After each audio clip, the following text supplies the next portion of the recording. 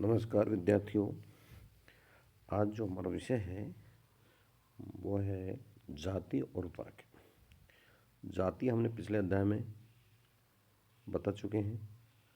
अब हम वर्ग के बारे में बताते हैं, जिसमें सामाजिक स्त्रीकरण सभी समाजों में व्याप्त है, किंतु भिन्न भिन्न समाजों में इसका स्वरूप भिन्न भिन्न है। कुछ समाजों में इसके स्वरूप की भिन्नता व्यक्ति के वंशानुक्रम पर आधारित है, जबकि कुछ समाजों में व्यक्ति की योग्यता एवं कुशलता इसका आधार है। पहली अवस्था में किसी भी प्रकार का परिवर्तन संभव नहीं, जबकि दूसरी अवस्था में परिवर्तन संभव है। प्रथम स्थिति जाति स्त्रीकरण है और दूसरी स्थिति वर्गगत स्त्रीकरण है।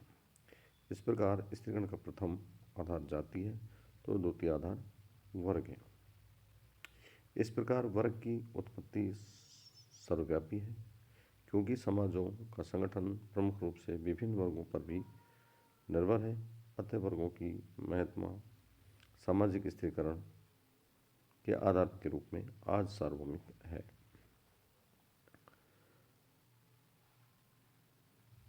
वर्ग एक खुला समूह है जिसकी सदस्यता कोई भी ग्रहण कर सकता है। सामान्यतः वर्ग का आधार आर्थिक होता है, किंतु कई अन्य आधार भी वर्ग का निर्माण कर सकते हैं, जैसे शिक्षित, अशिक्षित, कृषक, व्यापारी, क्लर्क आदि अनेक वर्ग बन सकते हैं।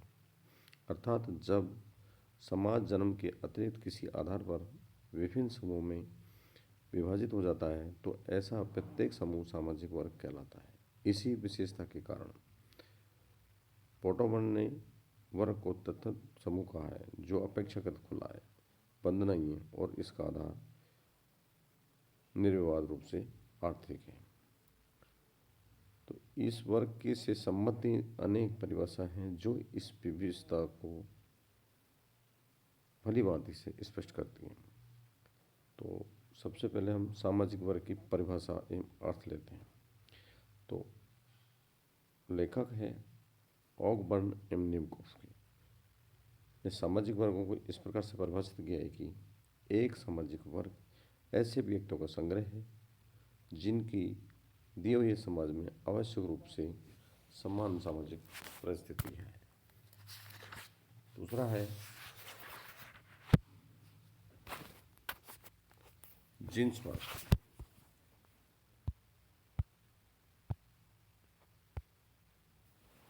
जीन्स वर्ग ऐसे व्यक्तियों का समूह है जो व्यवसाय, धन, शिक्षा, जीवन यापन की विधियां, विचारों, मनोभावों, प्रवृत्ति और व्यवहारों में एक दूसरे के समान होते हैं अथवा कुछ समाज आधारों पर समानता की भावना से मिलते हैं और इस प्रकार अपने को समूह का सदस्य समझते हैं। मैकावेर पेज के अनुसार एक सामाजिक वर्ग समुदाय का वह भाग है जो सामाजिक परिस्थिति के आधार पर शेष भाग से अलग कर दिया जाता है। मैक्स वेबर के अनुसार एक समूह जब तक वर्ग कहा जा सकता है जब तक कि उस समूह के लोगों को जीवन के कुछ अवसर समान रूप से प्राप्त हो, जहाँ तक कि वह समूह वस्तुओं पर अधिकार या आमदनी की सुविधाओं से संबंधित आर्थिक हितों पर द्वारा पूर्णता निर्धारित तथा वस्तुओं या श्रमिक बाजारों की आवश्यकताओं के अनुरूप। यह परिभाषा पूर्ण रूप से वर्ग के आर्थिक के आधार को महत्व देती है। ये तो रही हमारी सामाजिक वर्ग की परिभाषाएं। अब लेते हैं हम सामाजिक वर्गों की विशेषताएं। नंबर 1 पर है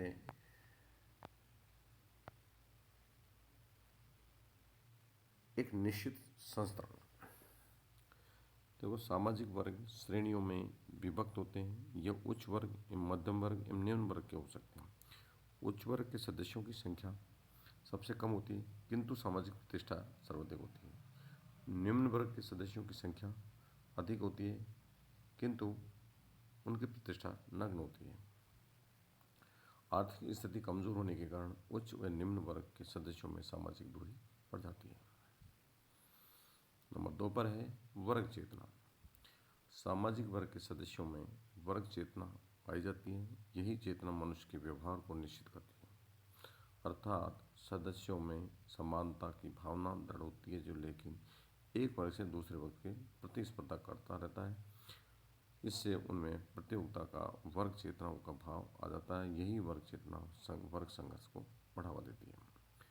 नंबर 3 पर है समान परिस्थिति। एक ही वर्ग के व्यक्तियों की सामाजिक परिस्थिति एक जैसी होती है। जैसे यदि किसी समाज में संपत्ति को अधिक महत्व दिया जाता है, तो उसी व्यक्ति को सामाजिक परिस्थिति ऊंची मानी जाएगी जिसके पास अधिक संपत्ति है। उसी प्रकार यदि राजनीति को अधिक महत्व दिया जाता है, तो राजनीति की परिस्थिति के आधार पर होगी। इस प्रकार परिस्थिति निर्धारण उसके आधार पर हो सकती है। नंबर 4 पे है श्रेष्ठता की भावना। श्रेष्ठता समाज के विभिन्न समूह परस्पर श्रेष्ठता अथवा हीनता की भावना रखते हैं। सभी इन अवस्थाओं को स्वीकार करते हैं। जैसे शासक वर्ग स्वयं को श्रेष्ठ व गरीब वर्ग को स्वयं की तुलना में हीन समझता है। नंबर 5 पर है प्रतिबंधित सामाजिक संबंध।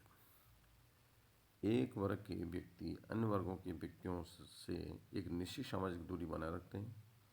उनके सामाजिक संबंध अपने वर्ग तक ही प्रतिबंधित अथवा सीमित होते हैं।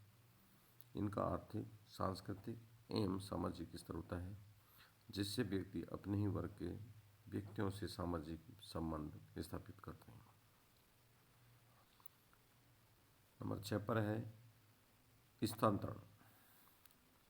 वर्गों की प्रकृति मुक्त होती है, अर्थात किसी विशेष योग्यता को प्राप्त कर लेने पर कोई व्यक्ति किसी अन्य वर्ग का सदस्य हो सकता है अथवा एक साथ अनेक वर्गों की सदस्यता ग्रहण कर सकता है। इसके साथ ही स्थानांतरण की स्थिति भी आ जाती है। जैसे एक व्यक्ति धनी बनकर उच्च वर्ग की सदस्यता को ग्रहण कर सकता है अथवा संपन्न व्यक्ति किसी कारण निर्धन बन सकता है और गरीब वर्ग का भी सदस्य बन सकता है। तात्पर्य है कि वर्ग की सदस्यता मुक्त अथवा खुली होती है। नंबर 7 पर है वर्ग का वस्तुनिष्ठ पक्ष। वर्ग एक दूसरे वर्ग के अनेक पहलुओं में भिन्नता लिए हुए होता है। अनेक पक्ष विद्वानों द्वारा निर्धारित किए गए हैं। इसमें मकान का प्रकार, शिक्षा, आय, मौल्य की प्रतिष्ठा आदि को लिया जा सकता है।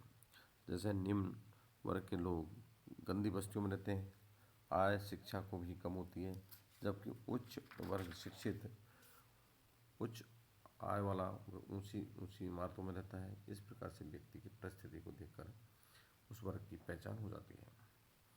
नंबर 8 पर है संबंध स्थापन। वर्ग के सदस्यों के संबंध उसी वर्ग के अन्य व्यक्ति के साथ स्वाभाविक रूप से ही हो जाते हैं। मित्रों का चुनाव, विवाह में कन्या पक्ष व वर पक्ष का चुनाव आदि आपस में समानता के आधार पर किए जाते हैं। नंबर 9 पे है उप संस्कृति।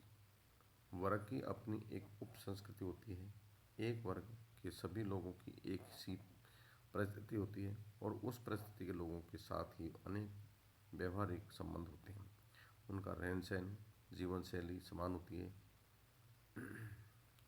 नंबर 10 पर है आर्थिक आधार का महत्व। वर्ग का महत्वपूर्ण आधार आर्थिक परिस्थिति है। मार्क्स के मत में तो आर्थिक आधार ही वर्ग निर्माण का एकमात्र कारक है। इसी के आधार पर उच्च, मध्यम व निम्न वर्ग बने हैं और प्रत्येक वर्ग अपनी परिस्थिति के अनुरूप ही वर्ग की सदस्यता प्राप्त करता है। नंबर 11 पर पूर्णता वर्जित, पूर्णता अर्जित। वर्ग की सदस्यता पूर्णता व्यक्ति की योग्यता अथवा कार्य कुशलता पर निर्भर करती है। यह सदस्यता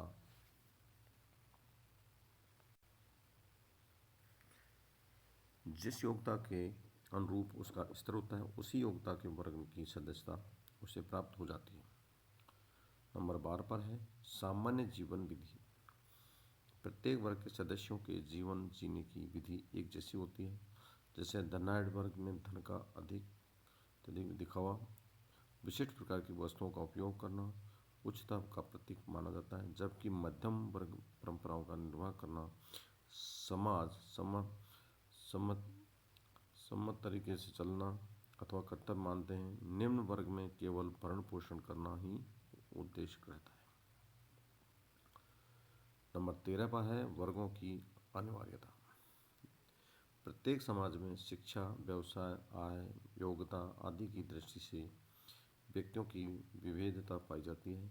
अतः इस विविधता के आधार पर समाज में अनेक वर्ग स्वतः ही बन जाते हैं, जिसमें उस योग विशेषता से संयुक्त व्यक्ति होते हैं। इस प्रकार समाज में वर्गों की उपस्थिति अनिवार्य रूप से होती है। नंबर 14 पर है वर्गों की स्थायी विशेषता। वर्ग व्यवस्था व्यक्ति की योग्यता, व्यवसाय, आय, धन, शक्ति आदि के आधार पर निर्माण होती है और किसी वर्ग के सदस्य योग्यता, शिक्षा आदि में वृद्धि कर अपने से उच्च वर्ग में जा सकते हैं, लेकिन इन प्रक्रिया में समय लगता है।